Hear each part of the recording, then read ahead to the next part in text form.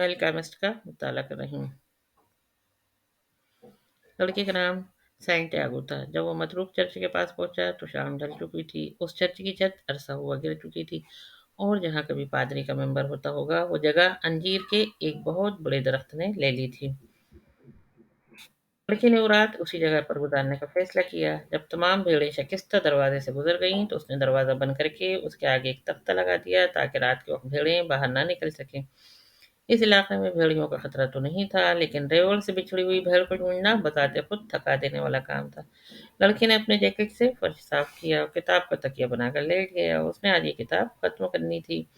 اس نے سوچا کہ اسے اس کتاب کے بدلے میں زیادہ ضخیم کتاب لینا چاہیے تاکہ اس کو پڑھنے میں زیادہ وقت گزرے اور اس کا تکیہ بھی بہتر بن سکے۔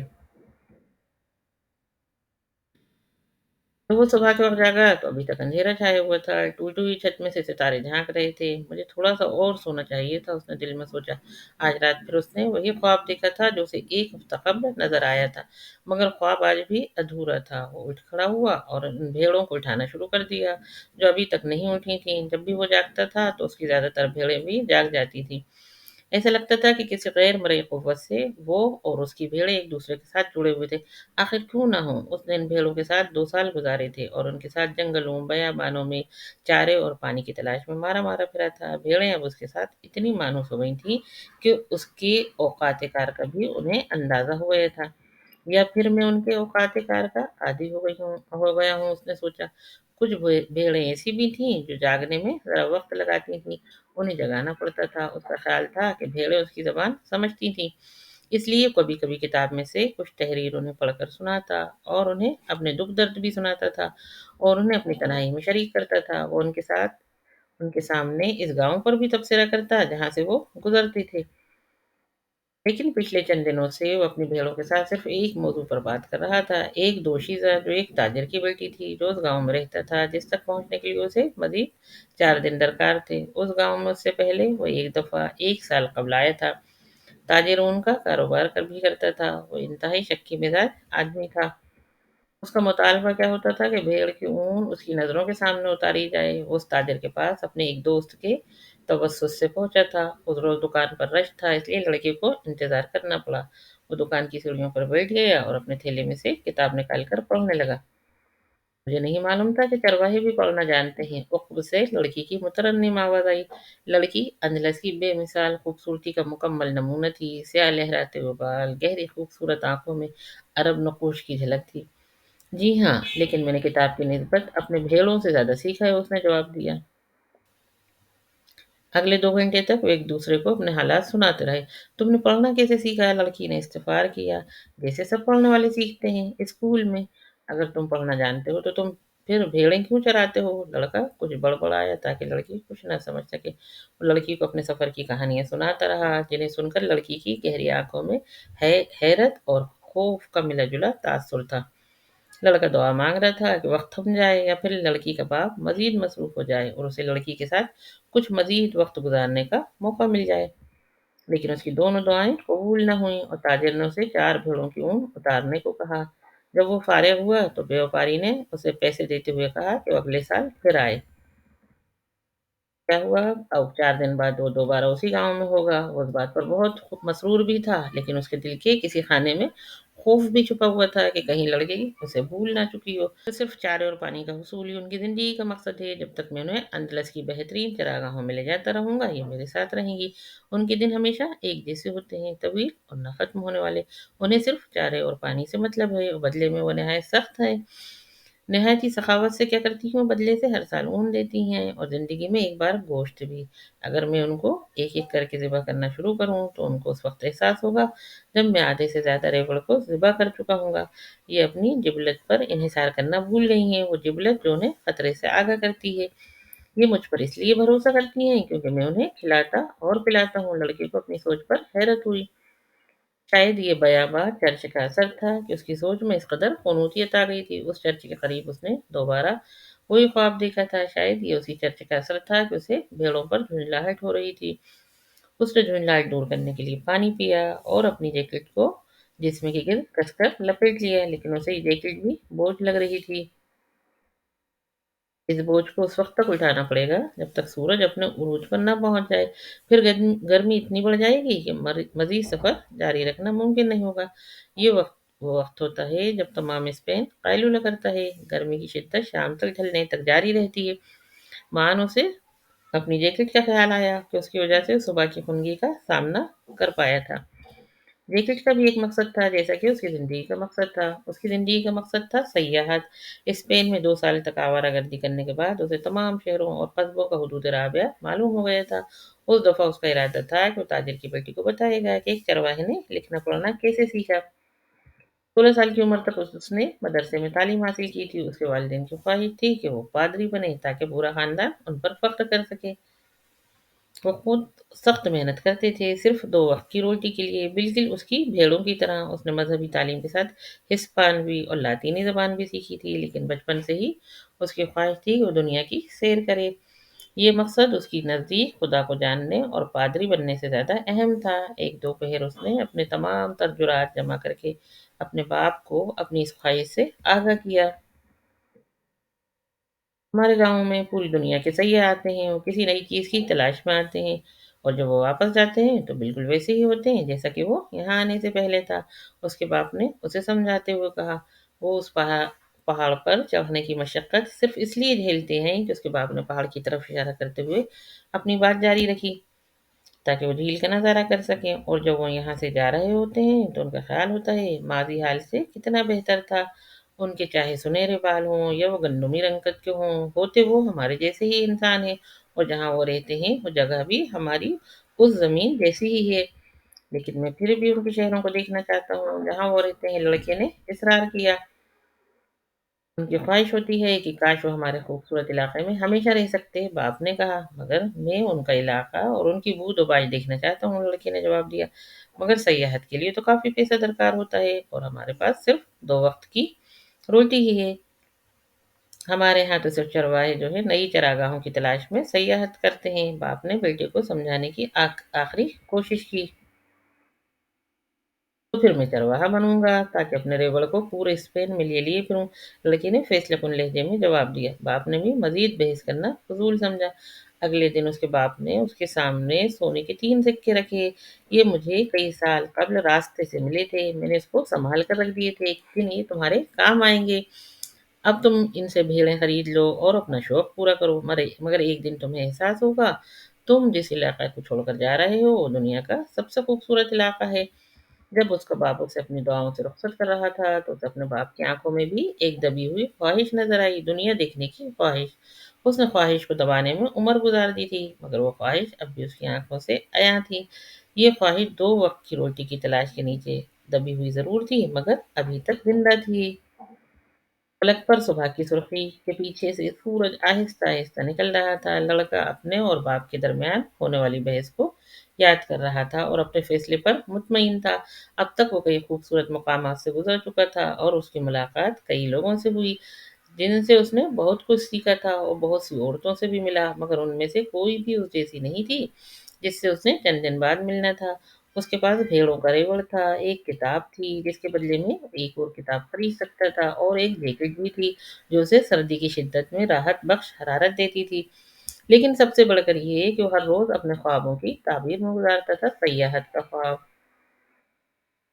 ये ख्वाब उसके लिए दुनिया की हर चीज़ से ज़्यादा कीमती था। अगर स्पेन की सयाहत से उसका दिल भर गया, तो अपना गल्ला बेचकर समंदरों के सफ़र पर निकल जाएगा। जब तक उसका दिल समंदर की वुसअतों से भरेगा, तो उस वक़्त तक वो कई मज़ीद शहर देख चुका होगा, बेशुमार लोगों से मिल चुका होगा और उसके पास कई हसीन यादों का खज़ाना होगा। कोशिश होती थी कि उस राह पर ना चले जहाँ से एक बार गुज़र चुका हो। इस मतरूक चर्च से उसका गुज़र इससे कब्ल नहीं हुआ था। दुनिया बहुत वसी थी। हर बार उसका गुज़र किसी नई जगह से होता था, जो उससे कब्ल आने वाली जगहों से ज़्यादा खूबसूरत होती थीं।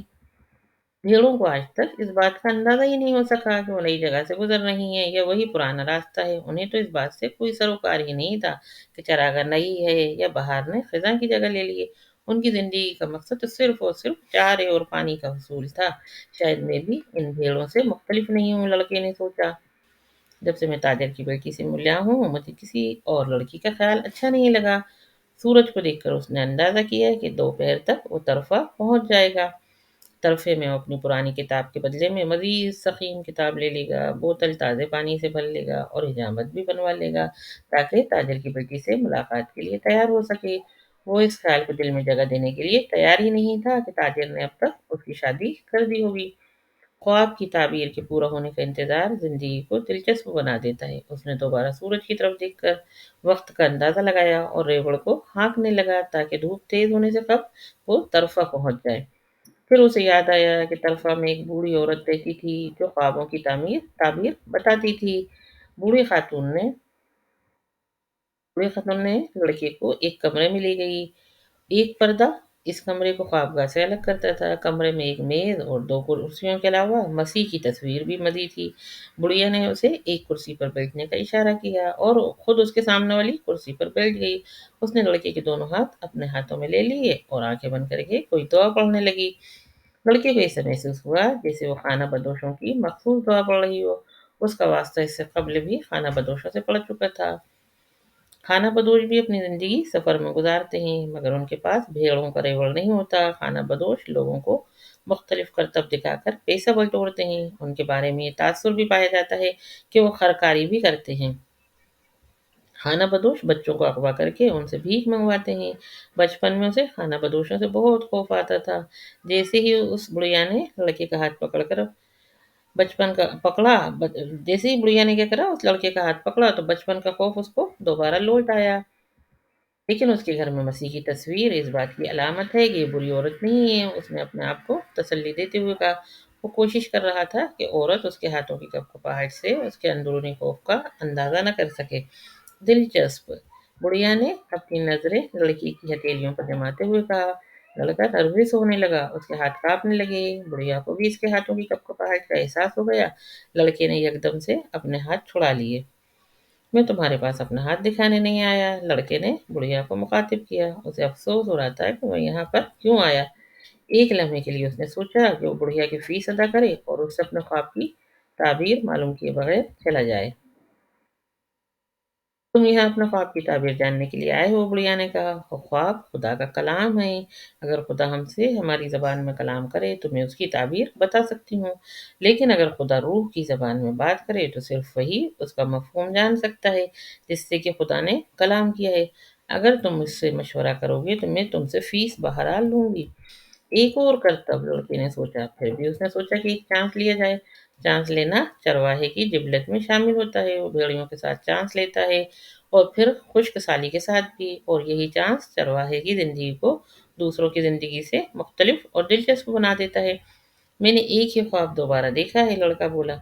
मैंने देखा मैं चरागाह में हूँ और एक बच्चा आता है और भेड़ों के साथ खेलना शुरू करता है। मैं मर्दों को ऐसा नहीं करने देता क्योंकि भेड़ें मर्दों से खौफज़दा होकर भागने लगती हैं। लेकिन वो बच्चों से खौफज़दा नहीं होती। मुझे नहीं मालूम कि जानवरों को इंसानों की उम्र का किस तरह से एहसास हो जाता है। मुझे अपने ख्वाब के बारे में मज़ीद बताओ, बुढ़िया बोली। मैंने खाना पकाना है और तुम्हारे पास मेरी फ़ीस के लिए भी पूरे पैसे नहीं हैं, इसलिए मैं तुम्हें ज़्यादा वक़्त नहीं दे सकती। बच्चा काफ़ी देर तक मेरी भेड़ों के साथ खेलता रहा। लड़के ने अपनी बात दोबारा शुरू की। अचानक बच्चे ने मुझे मेरे दोनों हाथों से पकड़कर उछाला और मुझे अहराम मिस्र पर फेंक दिया। उसने क्या करा, तवक़्क़ुफ़ किया कि जान सके कि बुढ़िया को अहराम मिस्र का कुछ अंदाज़ा था कि नहीं, लेकिन बुढ़िया ख़ामोश रही। फिर बच्चे ने ज़ोर दिया, फिर अहराम मिस्र पर। उसने लफ्ज़ अहराम मिस्र ठेल-ठेल कर और खींच-खींच कर अदा किया ताकि बुढ़िया समझ सके। बच्चे ने मुझसे कहा, अगर तुम यहाँ आओ तो तुम्हें एक खजाना मिल सकता है। लेकिन जैसे ही वो मुझे खजाने की जगह दिखाने लगता है तो मेरी आंख खुल जाती है। बुढ़िया कुछ देर तक तो खामोश रही, फिर उसने लड़के का हाथ दोबारा अपने हाथ में लिया और उसकी हथेलियों को गौर से देखने लगी। मैं तुमसे अभी कोई फीस ना लूंगी। अगर तुम्हें खजाना मिल गया तो तुम मुझे उसका 10वां हिस्सा दोगे। लड़का खुशी से हंसने लगा। खजाना मिलने की खुशी नहीं, बल्कि बुढ़िया की फीस अदा न करने की खुशी। ठीक है, फिर मुझे ख्वाब की ताबीर बताओ, उसने कहा। पहले तुम कसम खाओ, जब तुम्हें खजाना मिल गया तो तुम मुझे उसका 10वां हिस्सा दोगे। लड़के ने बिला झिझक कसम खा ली कि वो अपने वादे पर कायम रहेगा। ये ख्वाब अगरचे खुदा का तुमसे कलाम है हमारी दुनियावी ज़बान में, लेकिन उसकी ताबीर करना मुश्किल है। इसलिए मैं समझती हूँ मैं खजाने का 10वां हिस्सा लेने में हक़ बजानिब हूँ। تعبیر یہ ہے کہ تم احرام مصر پر جاؤ۔ اگرچہ میں نے ان احرام کے بارے میں اس سے قبل نہیں سنا، لیکن اگر یہ تمہیں ایک بچے نے بتایا ہے تو پھر یہ حقیقت ہے، کیونکہ بچے جھوٹ نہیں بولتے۔ احرام مصر پر تمہیں خزانہ ملے گا جو تمہیں دنیا کا امیر ترین آدمی بنا دے گا۔ لڑکے کو پہلے تو حیرانی ہوئی، پھر جھنجھلاہٹ ہونے لگی۔ اسے صرف یہ جاننے کے لیے بڑھیا سے بات کرنے کی کیا ضرورت تھی؟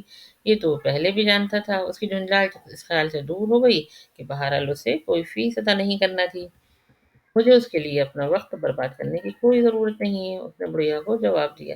میں نے تم سے کہا تھا کہ تمہارا خواب بہت مشکل ہے، کچھ بہت سادہ چیزیں سب سے مشکل ہوتی ہیں، صرف زیرک انسان ہی انہیں سمجھنے کی اہلیت رکھتے ہیں، اور مجھے قطعاً یہ دعویٰ نہیں ہے کہ میں بہت زیرک ہوں، اس لیے مجھے ہاتھ کی تحریر پڑھنا بھی سیکھنا پڑی تاکہ میں اس سے مدد لے سکوں۔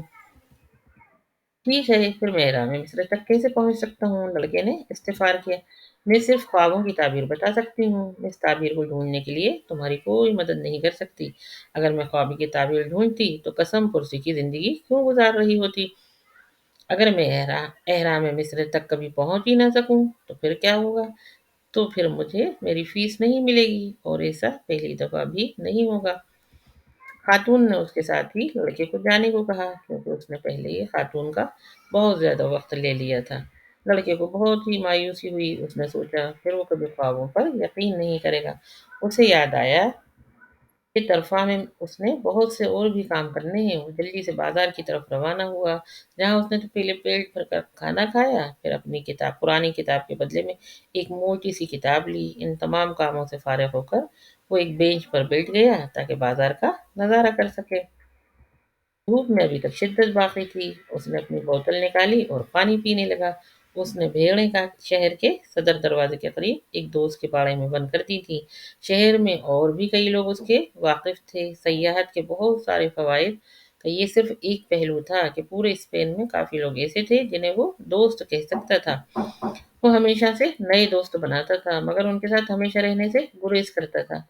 کس خیال سے؟ اس خیال سے کہ جب آپ کسی کے ساتھ زیادہ دیر تک رہیں گے تو آپ اس شخص کی زندگی کا حصہ بن جاتے ہیں، اور ان کی چھوٹی چھوٹی خامیاں آپ کو بہت بڑی محسوس ہوتی ہیں۔ پھر آپ چاہتے ہیں کہ وہ شخص اپنے آپ کو بدل لے۔ اگر کوئی شخص اس طرح کا نہیں ہے جیسا کہ آپ چاہتے ہیں تو آپ کو جھنجھلاہٹ ہونے لگتی ہے۔ ہر شخص کو اس بات کا تو صحیح ادراک ہے کہ دوسروں کا رویہ کیسا ہونا چاہیے، مگر وہ اس احساس سے عاری ہے کہ خود ان کو کس طرح سے برتاؤ کرنا چاہیے۔ وہ تھا کہ شام کے وقت جب دھوپ کی شدت کم ہو جائے گی اس کا ارادہ تھا کہ شام کے وقت جب دھوپ کی شدت کم ہو جائے گی تو اپنے ریوڑ کو چراگاہ میں لے جائے گا۔ اس نے کتاب نکالی اور پڑھنا شروع کی۔ کتاب کے پہلے صفحے پر تدفین کا منظر تھا، لوگوں کے نام بہت مشکل تھے۔ اس نے سوچا اگر کبھی اس نے کتاب لکھی تو اس میں کم سے کم کردار رکھے گا تاکہ پڑھنے والے کو بہت سے نام یاد رکھنے کی دقت نہ کرنی پڑے۔ آخر کار جب وہ کتاب پر تھوڑی توجہ دینے میں کامیاب ہو گیا تو کتاب اسے دلچسپ لگنے لگی۔ تدفین کے دن برف باری ہو رہی تھی، گرم دھوپ میں سردی کا احساس پر لطف لگا۔ ابھی اس نے پڑھنا ہی شروع کیا تو ایک بوڑھا آدمی اس کے قریب آ کر بیٹھ گیا۔ صاف لگتا تھا کہ بوڑھا اس سے بات چیت شروع کرنا چاہتا ہے۔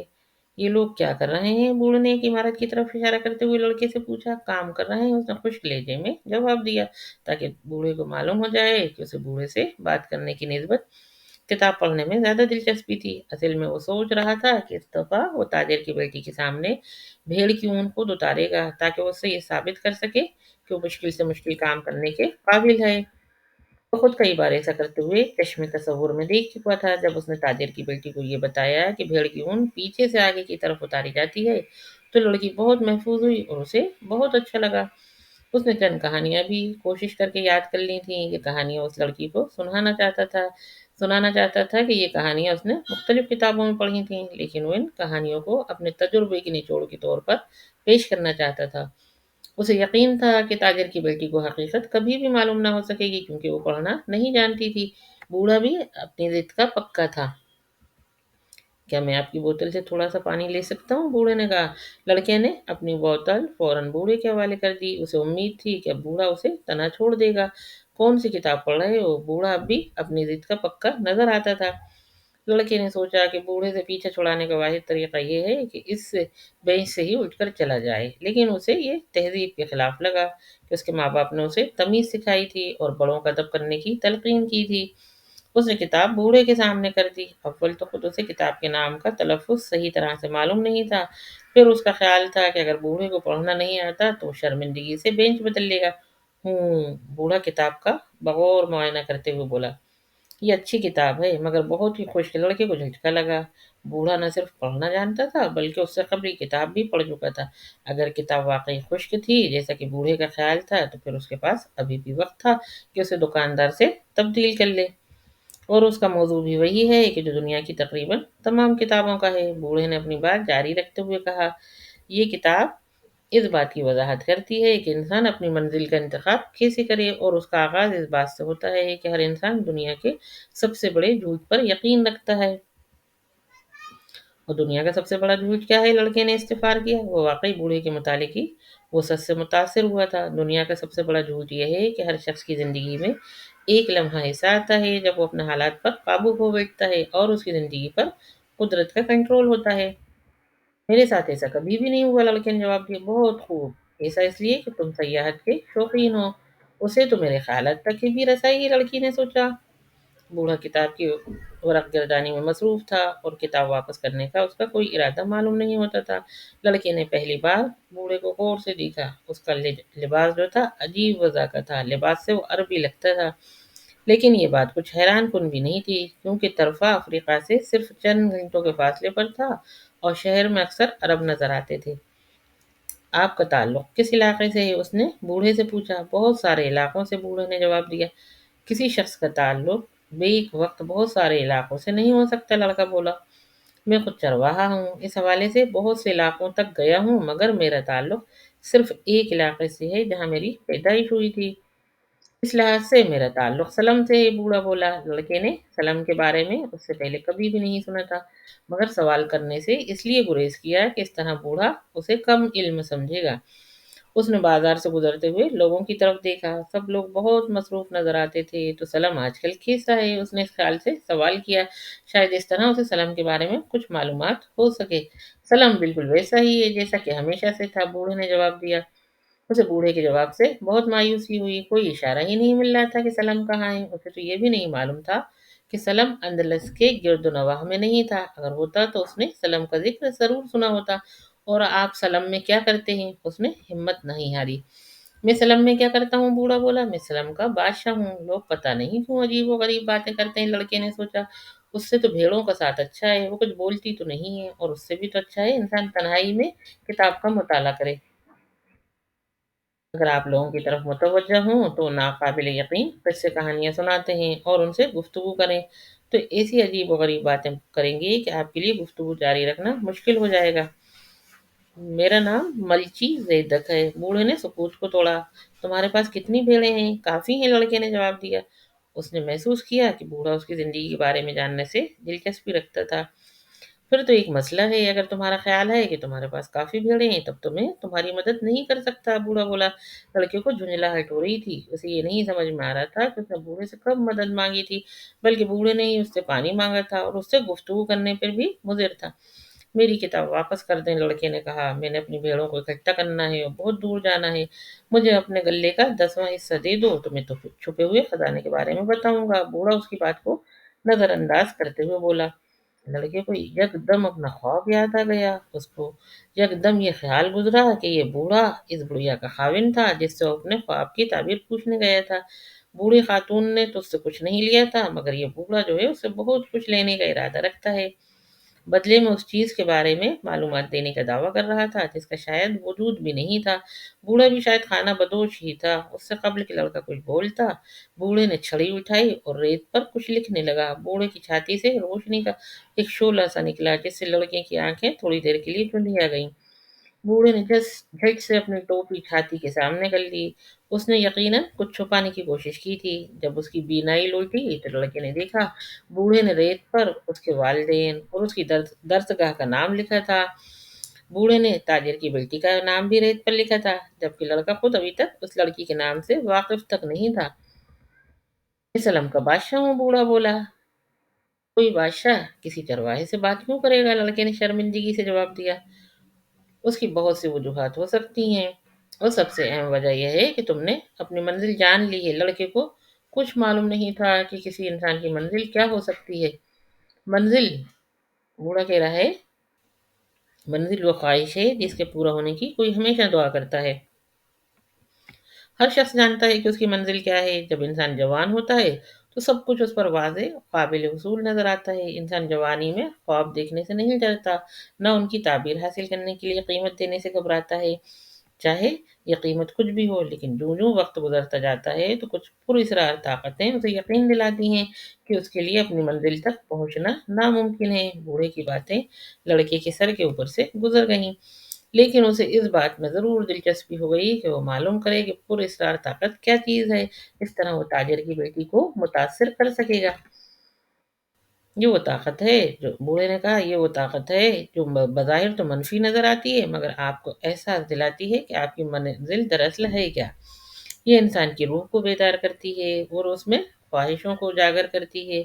اس کائنات کا ایک سب سے بڑا سچ یہ ہے، اور وہ یہ ہے، انسان جو کوئی بھی ہو اور وہ کچھ بھی کرے، لیکن جب وہ کچھ کرنے کا ارادہ کرتا ہے تو وہ ہو کر رہتا ہے، اور یہ اس لیے ہے کہ خواہش اس کائنات کی روح ہوا ہے، اور یہی خواہش روح زمین پر موجود ہر انسان کا مقصد حیات بھی ہے، چاہے وہ خواہش صرف سیاحت ہی کی کیوں نہ ہو، یا پھر تاجر کی بیٹی سے شادی کی، یا خزانے کی تلاش کی۔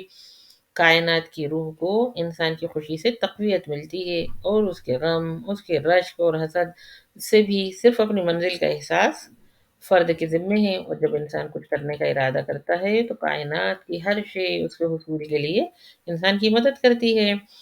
تھوڑی دیر تک دونوں کے درمیان خاموشی ہو گئی، اور دونوں بازار اور اس میں گزرنے والے لوگوں کو دیکھتے رہے۔ تم نے ریوڑ کیوں بنایا ہے؟ بوڑھے نے پوچھا۔ کیونکہ مجھے سیاحت کا شوق ہے، لڑکے نے جواب دیا۔ جب وہ نوجوان تھا، بوڑھا بیکری والے کی طرف اشارہ کرتے ہوئے بولا، جو اپنی دکان کے دروازے میں کھڑا تھا، تو اسے بھی سیاحت کا بہت شوق تھا۔ اس نے فیصلہ کر لیا تھا کہ پہلے کاروبار کر کے پیسہ جمع کرے گا، پھر سیاحت کے لیے دنیا کے سفر پر روانہ ہوگا۔ لیکن یہ اس کو احساس ہی نہیں تھا کہ انسان اپنی زندگی کے ہر لمحے میں اس بات پر قدرت رکھتا ہے، اس کام کو سر انجام دے جس کا کہ وہ خواب دیکھتا ہے۔ اسے چاہیے تھا کہ وہ بھی چرواہا بن جاتا۔ لڑکا کہہ رہا ہے، اس نے اس بارے میں سوچا ہی نہیں تھا، بوڑھے نے جواب دیا۔ پھر معاشرے میں دکاندار کی زیادہ عزت ہوتی ہے، اور لوگ چرواہے کی نسبت دکاندار کو داماد بنانا پسند کرتے ہیں۔ لڑکے کے دل میں ایک ٹھیس سی اٹھی، آخر تاجر کے قصبے میں بھی کافی دکاندار تھے۔